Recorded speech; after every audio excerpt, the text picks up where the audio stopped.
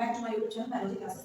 तो आज हम पढ़ेंगे बीएससी थर्ड ईयर का टॉपिक है दैट इज जियार्डिया लैम्बिया। ठीक है, ये पेपर फर्स्ट का टॉपिक है दैट इज जियार्डिया लैम्बिया। तो इसके बारे में हम स्टडी करेंगे। ठीक है, तो देखिए इस वीडियो को स्टार्ट करने से पहले मैं आप लोगों से एक बात कहना चाहूंगी। पूरी उम्मीद है तो कि आप लोग चैनल को सब्सक्राइब कर लिया होगा, लेकिन अगर आप फर्स्ट टाइम विजिट कर रहे हैं तो आप लोग चैनल को सब्सक्राइब कर लो। ठीक है, और हाँ, एक बार फटाफट शेयर कर दो, जो भी आपके कांटेक्ट में बीएससी के स्टूडेंट्स हैं सबको शेयर कर दो। ठीक है, तो देखो जियार्डिया लैम्बिया के बारे में हम सबसे पहले स्टार्ट करते हैं समझना, जिसके बारे में देखिए हमें सबसे पहले इसकी जनरल कैरेक्टरिस्टिक पढ़नी है एंड देन इसकी क्लासिफिकेशन, फिर आता है हैबिटेट, फिर जियोग्राफिकल डिस्ट्रीब्यूशन, लाइफ साइकिल, पैथोजेनेसी और फिर प्रिवेंशन, इसके कंट्रोल और इसकी ट्रीटमेंट। ठीक है, ये चीजें हमें लाइन बाय लाइन इसकी पढ़नी है। ओके, तो देखिए चलिए हम इसके बारे में स्टार्ट करते हैं, समझना है, पढ़ना। ओके, देखिए कुछ ऐसे डायग्राम्स हैं जो कि आपको बनाने हैं। ओके, इसमें भी इंपॉर्टेंट डायग्राम बनाना ही है। तो देखिए सबसे पहले हम इसकी जनरल कैरेक्टरिस्टिक की बात करें तो इसकी जनरल कैरेक्टरिस्टिक क्या होती है, चलिए हम समझ लेते हैं। ओके,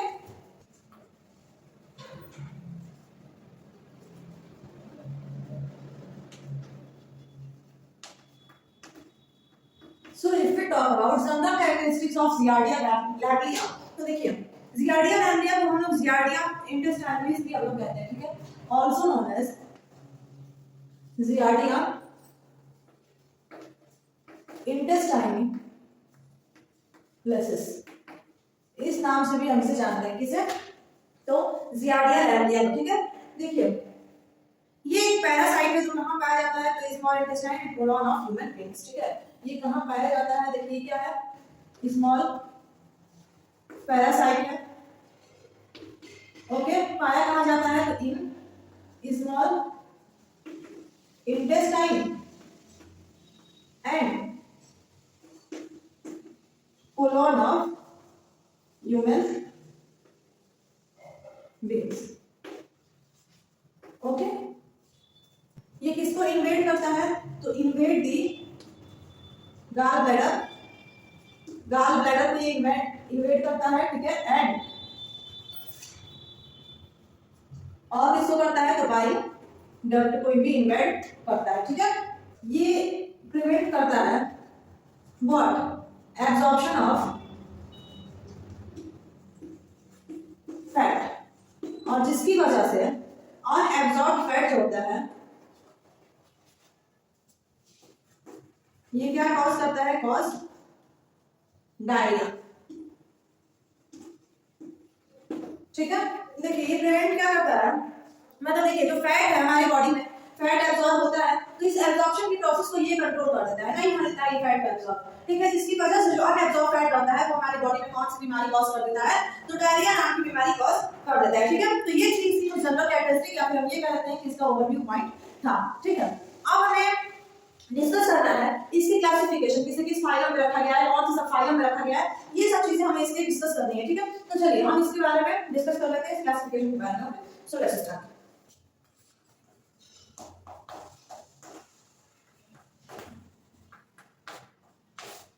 क्लासिफिकेशन, फाइलम, सब phylum, super class, class, order, genus and last one is species. ठीक है, कौन से फाइलम में आता है, तो फाइलम की बात करें तो फाइलम प्रोटोजोआ, फिर सब फाइलम की बात करें तो साइक्लो मैस्टियोफोरा, सुपर क्लास मैस्टिकोफोरा, क्लास जू मैस्टिकोफोरा, ऑर्डर डिप्लो मोना डिडा, जीनस की बात करें जीनस क्या हो जाएगा, तो जियार्डिया, और स्पीशीज क्या होगी, lamblia. Okay, so this is the classification of और biological classification of what, Giardia lamblia. Okay, so now we have to discuss about habits and habitat of Giardia lamblia. चलिए हम हैबिट और habitat की बात कर लें Giardia lamblia की, तो चलिए समझते हैं habit and habitat of Giardia lamblia. देखिए जियार्डिया लैम्ब्लिया जो है वो फ्लैजिलेटेड एंडोपैरासिटिक प्रोटोजोआ है। कैसा है? तो flagellated endoparasitic protozoa. Giardia lamblia is a flagellated endoparasitic protozoa. Okay. सबसे पहले फर्स्टली सीन बाई, किसने सबसे पहले इसको देखा था? Firstly seen by Antonie van Leeuwenhoek scientist. कब? तो 1681 में। ठीक है। इसका एक्यूरेट डिस्क्रिप्शन किसने दिया है? एक्यूरेट डिस्क्रिप्शन किसने दिया है? तो भाई चार्ल्स ई सिमोन ने कब दिया है? 1921। ठीक है। ठीक है, इतना क्लियर हुआ। इसका हैबिटेट क्लियर हो गया कि एंटोनी वॉन ल्यूवेनहॉक ने इसको सबसे पहले देखा था। ठीक है। और इसका एक्यूरेट डिस्क्रिप्शन दिया था चार्ल्स ई सिमोन ने 1921 में। एंटोनी वॉन ल्यूवेनहॉक ने कब दिया देखा था? तो 1681 में। एक ऐसी बॉडी होती है जो फ्लैजिलेटेड बॉडी होती है, एंडोपैरासिटिक प्रोटोजोआ है। ठीक है, इतना समझ में आया। अब देखिए इसका ज्योग्राफिकल डिस्ट्रीब्यूशन की बात करते हैं। तो ये ज्योग्राफिकल डिस्ट्रीब्यूशन कैसा होता है इसका? Geographical distribution of what? Giardia lamblia. तो देखिए ये कहां पाया जाता है? अगर हम इसकी बात करें तो ये वर्ल्ड वाइड डिस्ट्रीब्यूशन होता है, टेम्परेट और ट्रॉपिकल रीजन दोनों में। World wide distribution. Okay. Tropical में भी पाया जाता है, ट्रॉपिकल रीजन में भी, और टेम्परेट रीजन में भी पाया जाता है। ये है इसका क्या? Geographical distribution. ज्योग्राफिकल डिस्ट्रीब्यूशन में क्या हो गया? अब हम आते हैं इसकी लाइफ साइकिल पे। ठीक है। तो लाइफ साइकिल चलिए हम इसकी बताते हैं कि लाइफ साइकिल क्या होती है, कैसे कंप्लीट होती है। Okay, so let's start studying about life cycle of Giardia lamblia.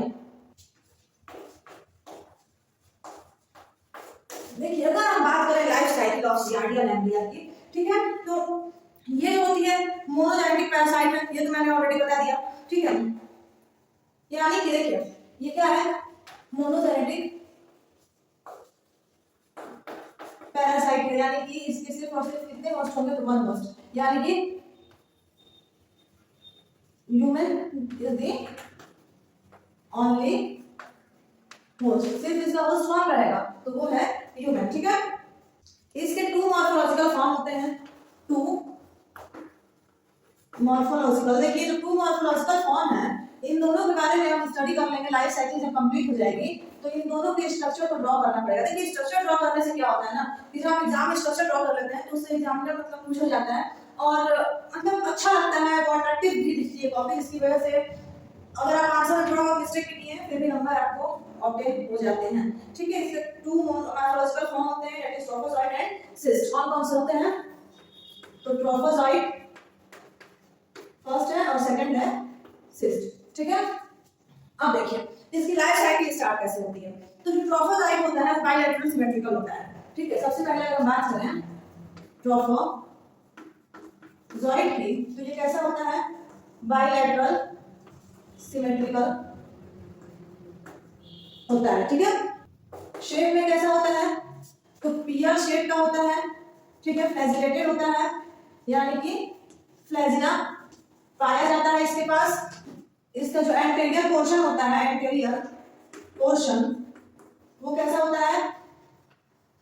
Broad होता है, यानी कि चौड़ा होता है, और साथ ही साथ ब्रॉड एंड राउंड होता है। और वही अगर हम बात करें पोस्टीरियर पोर्शन की,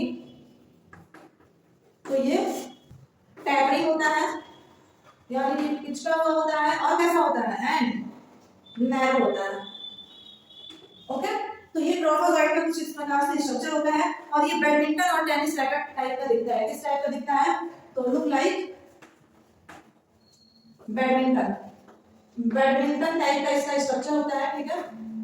इसके लेंथ की बात करें, जो फुली मैच्योर होता है, ठीक है, यानी जो अच्छे से डेवलप हो गया रहता है, अगर हम उसकी लेंथ की बात करें तो 9 to 21 माइक्रोन लेंथ होती है। ठीक है।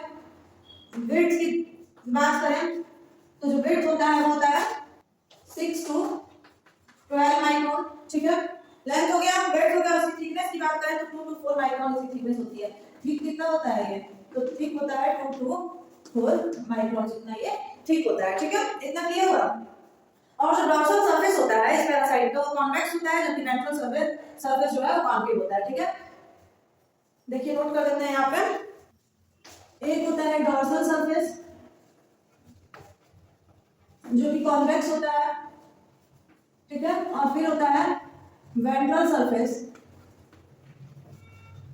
जो कि कैसा आता है, कॉन्केव रहता है, ठीक है। इतना समझ में आया किसका, तो ट्रोफोजॉइट का, ठीक है। वेंट्रल सरफेस पे क्या होता है, रॉड लाइक पेयर ऑफ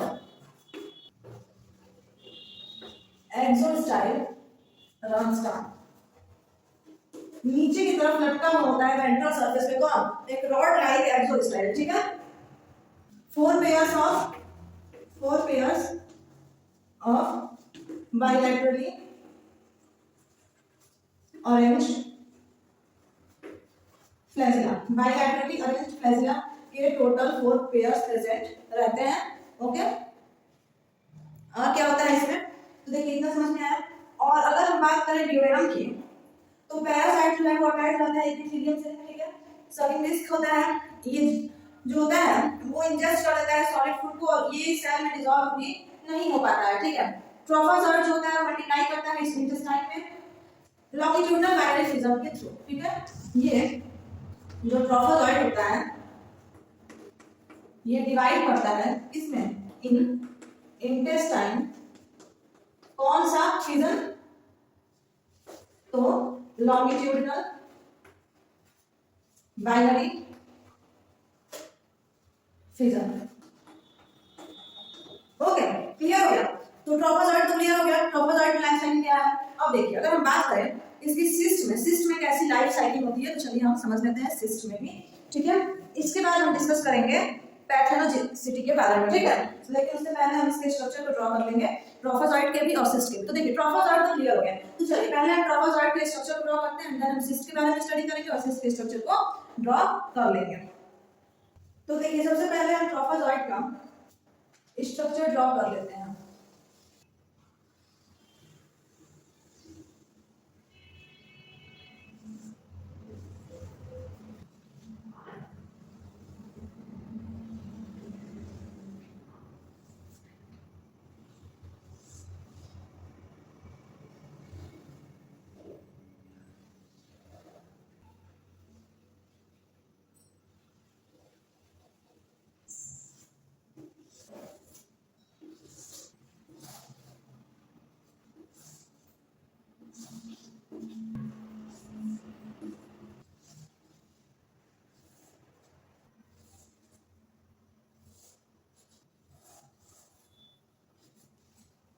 ये रहा स्ट्रक्चर ऑफ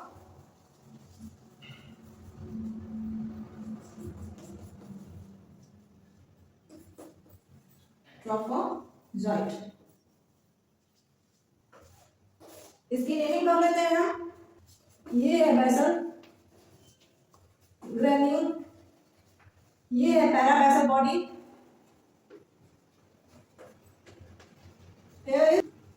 फ्लैजिला, यहाँ है पोस्टेरियर फ्लैजिला, यहाँ है राइजोब्लास्ट, here is the presence of nucleus and here nucleolus, and then exostyle, and last one is basal granule, ठीक है। तो ये किसका स्ट्रक्चर है, ट्रोफोजॉइट का स्ट्रक्चर है, आप लोग इसे ड्रॉ कर लीजिए। अब हम स्टडी करेंगे सिस्ट के बारे में, ठीक है। तो इतना क्लियर है, सिस्ट के बारे में चलिए स्टडी कर लेते हैं, देन हमारी लाइफ साइकिल कंप्लीट हो जाएगी सिस्ट के स्ट्रक्चर के साथ। तो देखिए अगर हम बात करें ट्रोफोजॉइट क्लियर हो गया, सिस्ट की अगर हम बात करें तो सिस्ट में देखिए क्या होता है, एसिडिक एनवायरनमेंट होता है, ठीक है। कैसा एनवायरनमेंट होता है, तो एसिडिक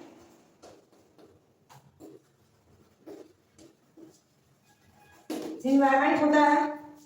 कहाँ होती है ज्यादातर ये प्रोसेस सिस्ट फॉर्मेशन की, तो लार्ज इंटेस्टाइन में ये प्रोसेस होती है, ठीक है। शुरू होती है कहाँ पे, लार्ज इंटेस्टाइन में, okay.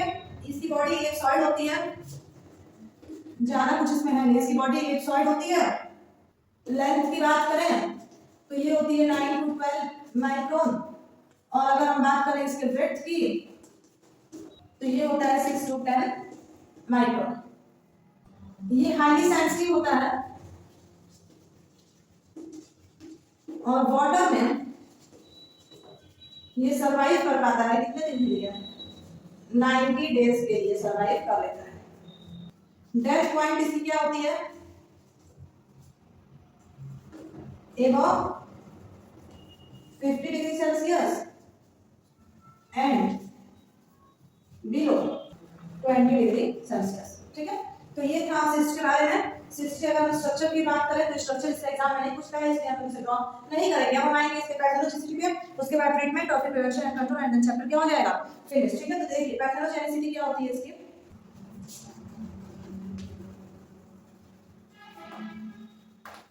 Pathogenicity of giardia ganglia.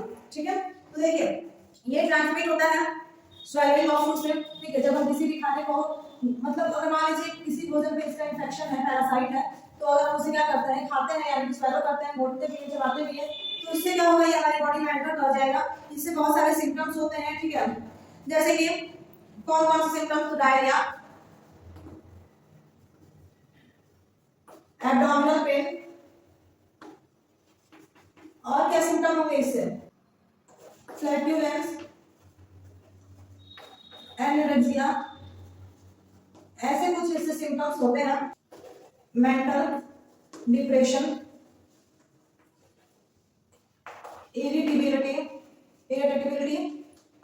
ठीक है, ऐसे कुछ हो जाते हैं, क्या सिम्टम्स होते हैं। ठीक है, अगर हम बात करें इसके ट्रीटमेंट की, तो ट्रीटमेंट के लिए देखिए कुछ जियार्डियासिस मतलब एट्रिबिन और एट्रेनिल नाम की ड्रग से दी जाती है। और अगर प्रिवेंशन की बात करें तो हमें फ्रेश ह्यूमन फेसेस से दूर रहना चाहिए, उन्हें एज अ फर्टिलाइजर यूज नहीं करना चाहिए। फ्रेश ह्यूमन फेसेस जो है, ठीक है, इनफेक्ट प्रोटेक्शन करना चाहिए हमें अपने फूड के, अपने जो ड्रिंक है उनके। ठीक है, वाटर हमें साफ ड्रिंक करना चाहिए। ठीक है, हाइजीन हमें साफ हमेशा रखनी चाहिए, और कोई भी पर्सनल क्लीननेस हमेशा रखनी चाहिए, हाइजीनिक कंडीशन रहना चाहिए। वेजिटेबल और फ्रूट्स को हमेशा क्या करना चाहिए, प्रॉपर वॉश करके ही हमें ईट करना चाहिए। ठीक है, तो क्लियर हो गया, यहीं पे हमारा ये टॉपिक फिनिश होता है। ठीक है, अब हम नेक्स्ट वीडियो में मिलेंगे अपने नेक्स्ट टॉपिक के साथ, that is Wuchereria bancrofti. Okay, तो आई होप आप लोगों ने चैनल को सब्सक्राइब कर लिया, अगर नहीं किया तो कर लीजिए। Okay, thank you.